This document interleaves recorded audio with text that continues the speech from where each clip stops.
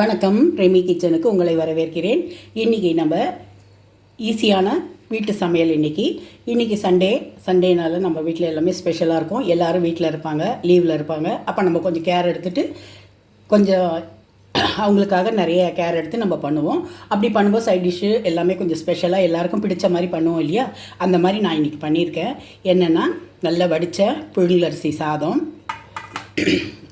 அதுக்கப்புறம் பாருங்கள், இங்கே மாங்காய் ஊறுகாய், கொஞ்சமாக காரம் போட்டு, அதிகம் காரம் போடாமல் கொஞ்சமாக மிளகா பொடி போட்டு பச்சையாகவே மாங்காவை நறுக்கி போட்டு அவசர ஊறுகாய் இது ரொம்ப டேஸ்ட்டாக இருக்கும். குழந்தைங்க கூட சாப்பிடுவாங்க. தயிர் சாதத்துக்கு ரொம்ப நல்லாயிருக்கும் இந்த ஊறுகாய். அதுக்கப்புறம் முருங்கைக்காவும் சின்ன வெங்காயம் போட்டு சாம்பார்.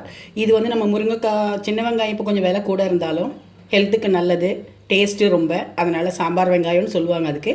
அதனால் கொஞ்சம் விலை கூடுதலாக இருந்தாலும் டேஸ்ட்டுக்காக நம்ம அதை வாங்குவோம் இல்லையா? அதிகமாக வாங்காமல் கொஞ்சமாக வாங்கிப்போம். முருங்கைக்காய், சின்ன வெங்காய சாம்பார். அதுக்கப்புறம் சேனை பீஸாக கட் பண்ணி அப்படியே எண்ணெயில் போட்டு இல்லை, தண்ணி ஊற்றி வேக வச்சு மிளகா பொடி போட்டு பூண்டு அப்புறம் கருவேப்பிலை எல்லாம் சதைச்சி போட்டு ஒரு டேஸ்டியான சேனை வறுவல். எண்ணெயில் அப்படியே பொரிச்சது கிடையாது, தண்ணி ஊற்றி வேக வச்சு ஹெல்த்தியான பொரியல் இது, சேனை பொரியல். அப்புறம் தயிர் வெள்ளரிக்காய் ரைத்தா. இது நம்ம ரெமி கிச்சனில் போட்டிருக்கோம். தயிரில் புளிக்காத தயிரில் வெள்ளரிக்காவை சீவிட்டு கடுகு தாளித்து போடுறது. வெள்ளரிக்காவும் தயிரும் ரைத்தா.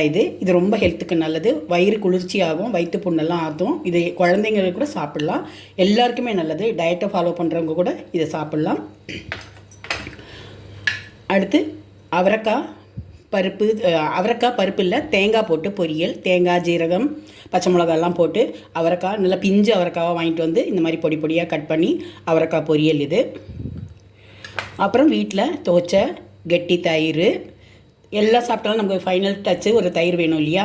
தயிரும் மாங்காய் ஊறுகாவும் காம்பினேஷன் ரொம்ப நல்லாயிருக்கும். லாஸ்ட்டு சாப்பாடு சாப்பிடும்போது தயிரும் மாங்காய் ஊறுகாவும் சாப்பிட்டிங்கன்னா மீல் ரொம்ப ஃபினிஷிங் ஆகிடும். இதெல்லாம் இருந்தாலும் எப்படி, நமக்கு ஏதாவது ஒரு காரசாரமாக ஏதாவது ஒன்று நான்வெஜ் டேஸ்ட்டில் வேணும் இல்லையா? அதுக்கு முட்டை, கரண்டி ஆம்லெட் ஒன்று, மிளகா பொடி போட்டு மிளகுத்தூளும் போட்டு பண்ணிக்கலாம். ஒரு மிளகாத்தூள் போட்ட கரண்டி ஆம்லெட்டு. இதுதான் இன்னித்த மெனு. ரொம்ப ஹெல்த்தியான மெனு. இதை எல்லாருக்கும் பிடிச்சிருக்கும். இந்த சாதமும், இந்த வடித்த சாதமும், இந்த சாம்பார், இந்த பொரியல், இதெல்லாம் எல்லாருக்கும் பிடிச்சிருக்கும். எல்லோரும் இதை மாதிரியே சமைச்சு சாப்பிடுங்க. என்னோட இந்த மெனு எல்லாருக்கும் பிடிச்சிருந்தா லைக் பண்ணுங்கள், ஷேர் பண்ணுங்கள், சப்ஸ்கிரைப் பண்ணுங்கள். ரெமி கிச்சன் எல்லோரும் இப்போ நம்ம இப்படி கொடுக்கும்போது, காம்போவாக இப்படி கொடுக்கும்போது உங்களுக்கே இது பார்க்கும்போது ஒரு ஹோட்டல் ஃபீல் வருது இல்லையா? ஹோட்டலில் சாப்பிட்ற மாதிரி இருக்குது. இந்த மாதிரி நீங்கள் வீட்டில் செய்து கொடுத்தீங்கன்னா சாப்பிட்றவங்களுக்கும் இப்போ ஹோட்டலில் சாப்பிட்ற மாதிரி இருக்குது, எவ்வளோ நல்லா இருக்குது, ஹோட்டலில் செய்கிற மாதிரி கொடுத்துருக்காங்க, ரொம்ப சந்தோஷமாக சாப்பிடுவாங்க, திருப்தியாக இருக்கும் எல்லாருக்கும். உங்களுக்கும் செய்ததனுடைய கஷ்டமே இல்லாமல் அவங்க நல்லா சாப்பிடும்போது உங்களுக்கும் திருப்தியாக இருக்கும். இந்த மாதிரி செய்து எல்லோரும் வீட்டில் இருக்கவங்களுக்கு கொடுத்து பாருங்கள். எல்லோரும் ரொம்ப சந்தோஷப்படுவாங்க. நீங்களும் ரொம்ப கான்ஃபிடென்ட்டாக ஆகிடுவீங்க. இந்த மாதிரி சமைச்சு பாருங்கள். இது ஒரு சிம்பிளான மெனு தான், இது ஒரு காம்போ தான் இது. நீங்களும் இதை மாதிரி சமைச்சு பார்த்து வீட்டில் இருக்கவங்க என்ன சொன்னாங்கன்றதை எனக்கு கமெண்ட் பண்ணுங்கள், ஷேர் பண்ணுங்கள். ரெமி கிச்சன் எல்லோரும் சப்ஸ்கிரைப் பண்ணுங்கள், லைக் பண்ணுங்கள், ஷேர் பண்ணுங்கள். தேங்க்யூ.